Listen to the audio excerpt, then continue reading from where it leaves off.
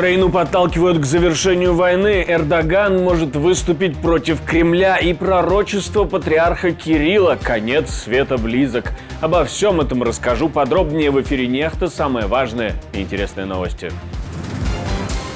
Стартует Крымская платформа. Имеет ли план президент України? План по возвращению Крыма. Цей план повернення Криму – це план відновлення прав кримсько-татарського народу. Минобороны Беларуси разрушают покемоны. Где было больше всего покемонов в то время, как вы думаете? А Армения идет на мирное соглашение с Азербайджаном. Спасибо, что смотрите, спасибо за доверие. Не забывайте про лайки, комментарии, не забывайте подписываться на наши каналы, все это очень важно. Ну а мы пока начнем.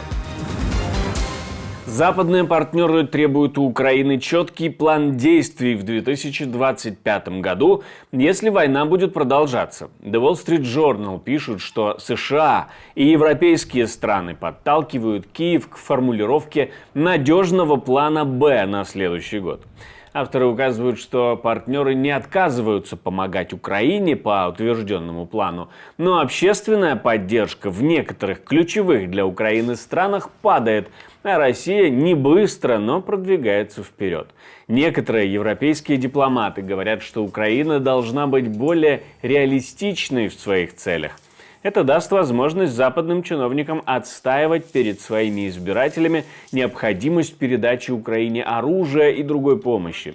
На эту тему мы поговорили с экспертом, значит ли это, что Киев толкают к мирным переговорам на любых условиях.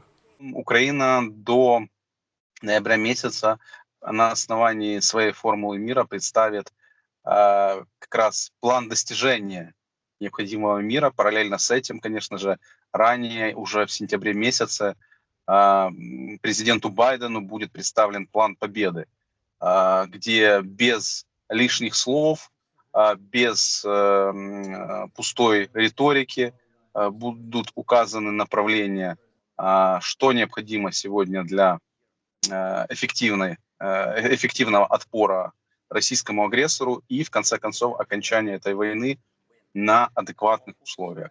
Но, тем не менее, понятно, что дискуссии продолжаются. Они продолжаются не только среди стран Запада, они продолжаются среди представителей глобального юга. Мы видим ряд передвижений в рамках челночной дипломатии.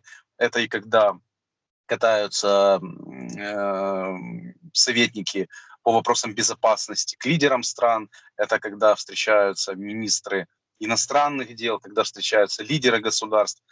Сейчас все эти встречи направлены одному. Все-таки ускорение начала реальных переговоров. Международный саммит Крымской платформы официально стартовал. Это уже 4-я встреча в таком формате. Ми боремося за відновлення справедливості, за можливість для кожного кримчанина повернутися додому, у свій дім, у свій Крим, вільний від Росії та страху. І ми впевнені, що Крим буде вільним, і це наше спільне завдання, і весь світ сьогодні разом з Україною в цій боротьбі. Пам'ять змушує нас діяти.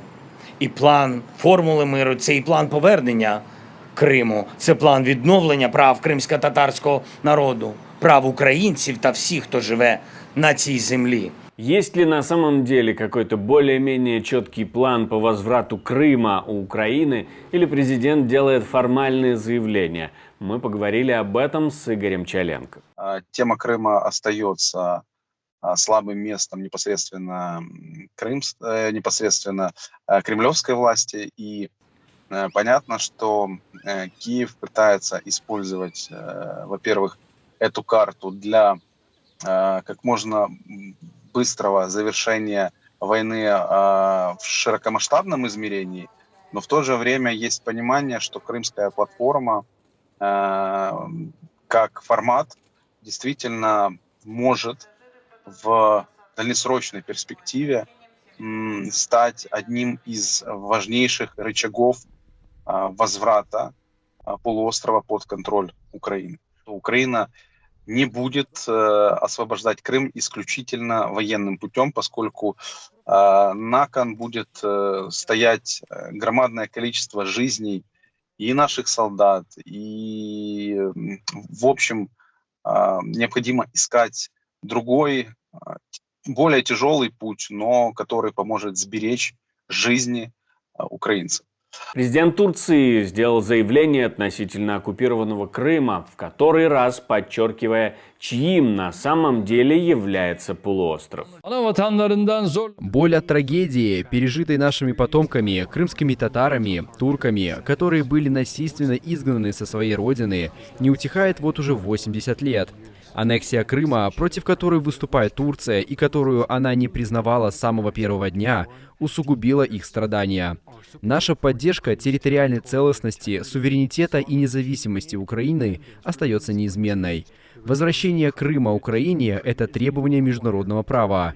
Обеспечение безопасности и благополучия наших крымско-татарских потомков, коренных народов Крыма, также входит в число приоритетов нашей внешней политики. Мы ожидаем, что все наши крымско-татарские потомки как можно скорее обретут свободу. Наша команда существует благодаря вам. Поддержите ее, чтобы мы могли продолжать нашу работу. Армения предложила мирное соглашение Азербайджану. Об этом сообщил премьер-министр страны во время выступления в парламенте. Он говорит, что по всем 16 статьям, которые содержит предполагаемый договор, есть позитивные решения. Мы предлагаем подписать мирный договор по 16 статьям. По всем из них у нас есть согласованное содержание. Но армянский премьер-министр говорит, что Армения и Азербайджан не могут подписать договор, который бы решил все вопросы. Но можно подписать то, о чем договорились уже. Израильская армия опубликовала видео, на котором, как утверждается, показан туннель, в котором находились 6 заложников, чьи тела были найдены и которые были там убиты. Представитель израильской армии, контр-адмирал Даниэль Хагари, показал этот туннель и элементы, найденные в нем, заявив, что все предметы взяты для судебно-медицинской экспертизы.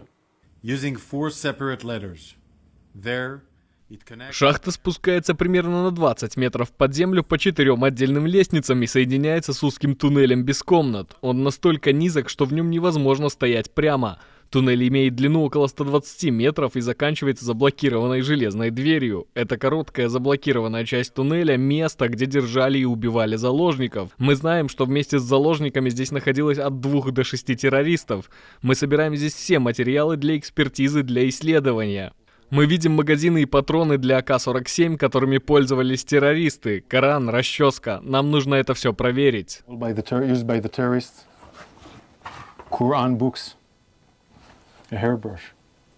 Это не все кадры, обнародованные израильской армией, не все мы можем показать тут. Национальную безопасность Беларуси могли подорвать покемоны. На полном серьезе об этом говорят в Минобороны Беларуси на пропагандистском канале. Вы сказали о том, что аниме и происходящие в стране события, да, мы совершенно не учитываем игровую форму. И говорить о том, что интерес вот сейчас проснулся, а раньше его не было, я бы не был так категоричен. Давайте возьмем игру Pokemon Go, да, лет там 10 назад она была очень популярна. В чем заключался смысл? Все подростки, дети сидели на каком-то приложении, включаешь камеру, дополненная реальность и ищешь каких-то покемонов редких, собираешь у себя в коллекцию. Где было больше всего покемонов в то время, как вы думаете? Ну, я думаю, где-то после 50-й правительственных объектов. Да. На территории 50-й авиационной базы, где взлетно-посадочная полоса, где куча военной техники авиационной, там больше всего было покемонов. Анатолий Это не разведка информация? Почему? В принципе, если в белорусском Минобороны все еще ловят покемонов, то о северной границе Украины или восточной границе Польши можно не переживать. Еще одну великолепную историю рассказал патриарх Кирилл. Говорит, людям, которые потеряли свою веру в век развития искусственного интеллекта, грозит апокалипсис. Ну, хорошо, с этим понятно, а остальных за что? Если вера и нравственная составляющая будут ослабевать, то можно ожидать самых страшных последствий внедрения искусственного интеллекта. Мы приближаемся к апокалиптическому времени. Вот это нужно всем нам сознавать ясно.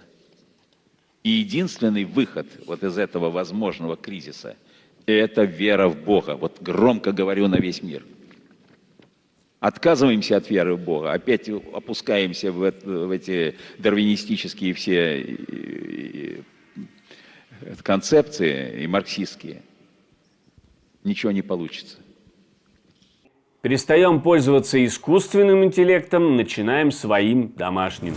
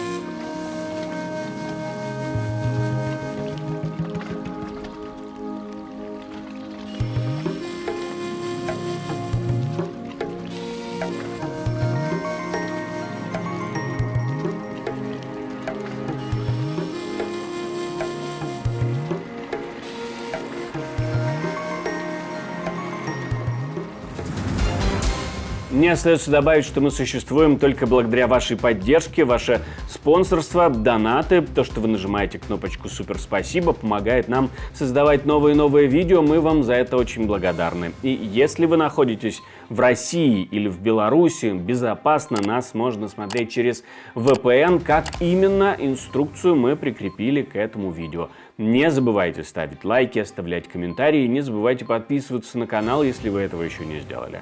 У меня на этом все. До встречи и хороших вам новостей.